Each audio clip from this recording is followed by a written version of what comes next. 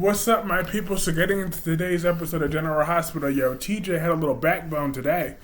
He told Molly, I don't know what made you think you could just make that decision without me. Why didn't you tell me about it? Because Molly got a call from the surrogate agency, since we all know that fake Andrea, who's probably still pregnant anyways, is running. I don't trust her at all.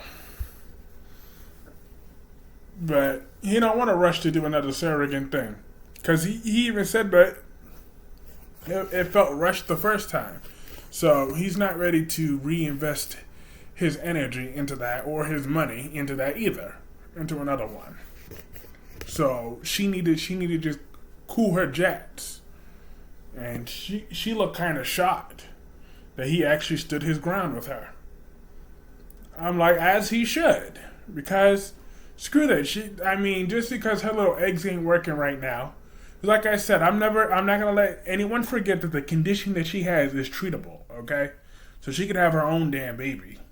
There are women with this condition that have gotten pregnant, had successful pregnancies, despite having the condition that she has. So she needs to stop rushing every 5 seconds.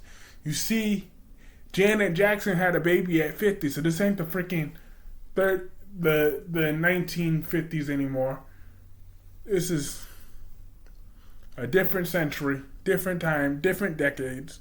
Older women are having babies all the time. She's still young. She needs to go sit down somewhere and relax. Stop all that baby fever.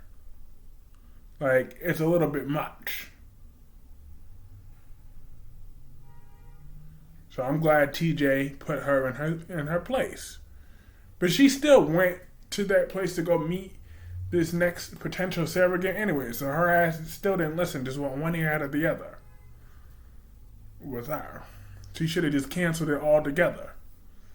And all that takes is a simple phone call. Be like, you know what? Never mind. I spoke to TJ. I changed my mind. We're not ready. That would have been fine. But no, she still went over there to go meet them. And she flashed back to what Alexa said, that there's trauma for both of them. But,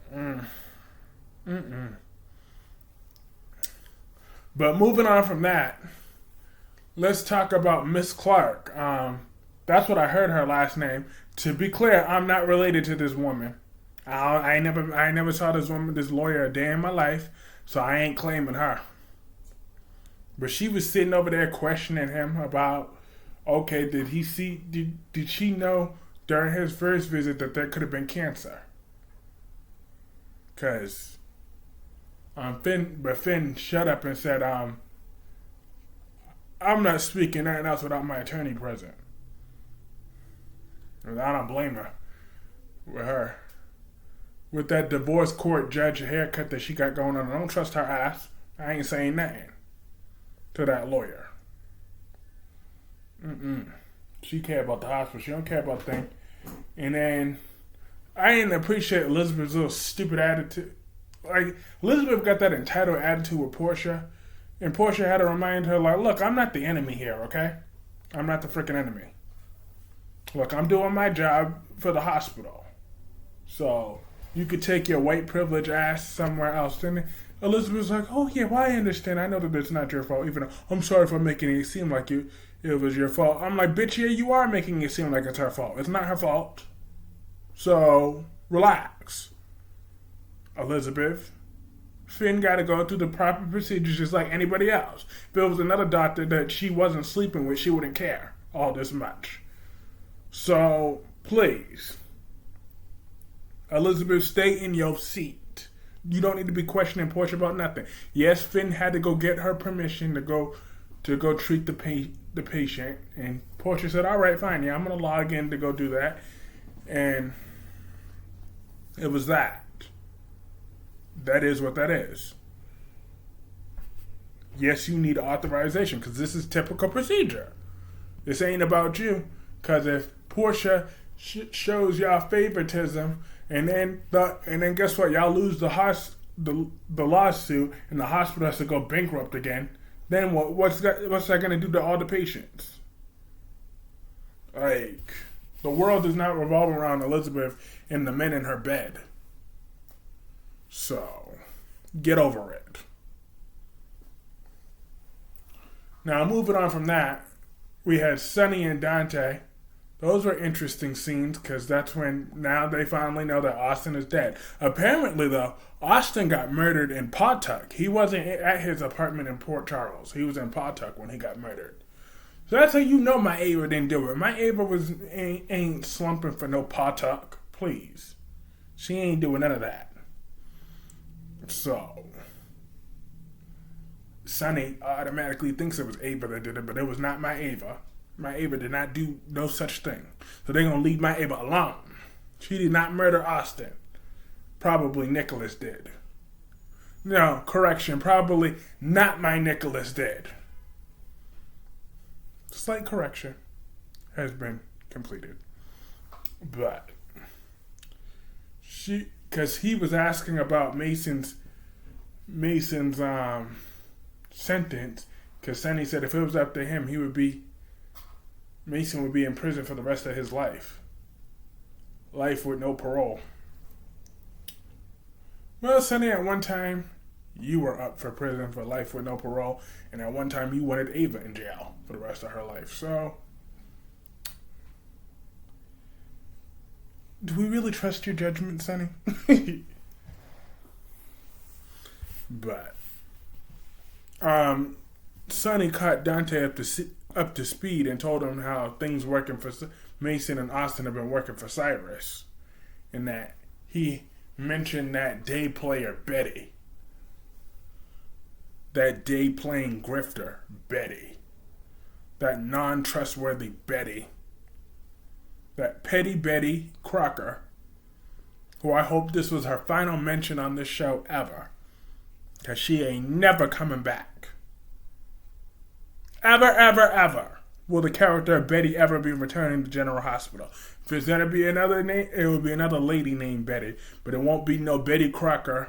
That. And then Dante was like, yeah, I remember that witch. I was surprised you had replaced Pilar. And talk about, yeah, that's because I knew it was a plant. He was hired to spy on me. But yeah. So now Dante knows, and then Dante got that call confirming that Austin was dead. So the Pawtuck Police Department came down to go visit Dante and be like, yo, so what's up? Yeah, we need some cooperation up in here. And Portia spent majority of this episode searching for Austin as well, and even sent Elizabeth even went over to Austin's apartment and saw that they had some delivery that was sitting on his floor since from Thanksgiving. So, first of all, that food need to be in the trash. Ain't nobody eating that. Second of all,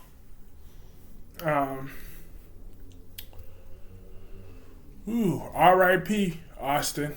Rest in peace, you useless bastard. I don't miss you. So, be gone and stay gone. And no, Roger Howarth doesn't need to come back as a new character either. He just needs to stay gone. If he wants a new job, go to Young and the Restless. That's what he could do. But I stand by that. 10 toes down. And then let's talk about Mr. Deadbeat Dad. Mr. Wannabe Deadbeat, not wannabe Deadbeat. Now he want to act like he wants to pretend like he's father of the year all this time. You don't even know your daughter like that. Yeah, you want to consult in enrolling her into some snooty school that even Sam don't know if she could afford. Talk about, Drew's like, well, I could afford it. Well, how could you afford that when you damn near were about to sell Aurora Media to bail Curly out? So, and it's funny how he now wants to mention that this is for Scout's legacy, yet he was willing to give that up for Carly with no hesitation. So make it make sense, Drew. Make it make sense. Please. And thank you. Make that make sense. But she just was, because she was interviewing him for her school paper that she had to write. And then I thought Sam would have given him more attitude because he just did that without consulting her first. Like, no. How it's supposed to work, you don't just wait until the child's there. The parents are supposed to have a separate conversation without the child. And then if both parents agree, that is when he can present the idea to Scout. When they both know together. But you don't just go making Mr. Johnny come lately. Sam is the real custodial parent, okay? Sam is the good parent in that arrangement. So, Drew, too little, too late with all your bullshit, you fake-ass daddy. I don't fuck with you, Drew. I just don't fuck with you.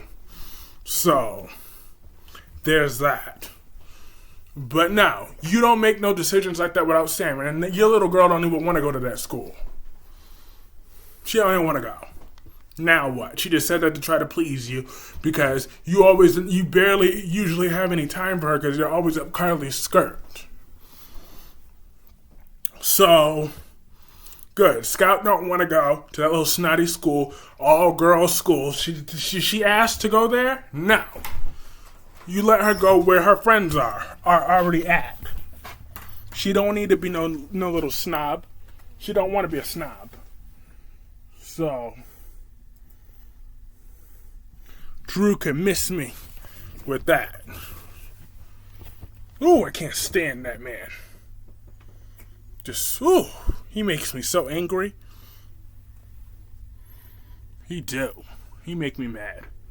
That wasn't obvious. And then, last but certainly not least, Alexis and Laura were talking about the toilet seat bastard known as Spencer Cassadine. Yo, that boy is dead to me. Like, you want to talk about, you thought I hated Drew. I really hate Spencer. I hate the sight of him. I hate the sound of his voice. I hate his face. I hate everything about Spencer Cassadine. Just infuriates me. That boy will always be dead to me.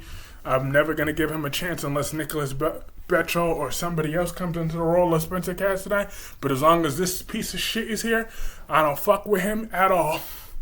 I just don't fuck with him. I don't like Spencer Cassadine. Not one bit. So... I'm hoping he gets killed off, presumed dead for a while, and then comes back as a real grown man with somebody else in the role, because he's a piece of poo. Now, I don't care who kills him off either. They get a high five from me. When this actor goes to Netflix or whatever, kill Spencer off. And I don't care. So, fuck his attachment to Ace. Who cares about that either? But Laura said her main focus was about Charlotte, and then Alexis was saying that if it wasn't for that, she would talk about how this would be a perfect story for her to try to get rid of gun violence. And then Cyrus's little fake clumsy ass gonna drop the glass. And Laura said, I feel my brother deserves a second chance, even though I feel he could be lying, but I want to give him a second chance. Because his boss had a whole lot of balls. He was talking a whole lot of trash to Cyrus, talking about, he must not know who Cyrus is, or he has a death wish. Please, Cyrus probably arranged that whole thing on purpose, and the boss is probably just following the script of what Cyrus wanted him to say. Let alone the writers. It was Cyrus that did that on purpose for Laura's sympathy, and he could see that it's working. So, please. Cyrus is a crooked bastard, same as always, and they all know it. But yeah, that was pretty much it for this episode. If I missed anything, let me know in the comment section below. Let me know what you thought about this episode in the comment section below. And I will see you all later. Peace.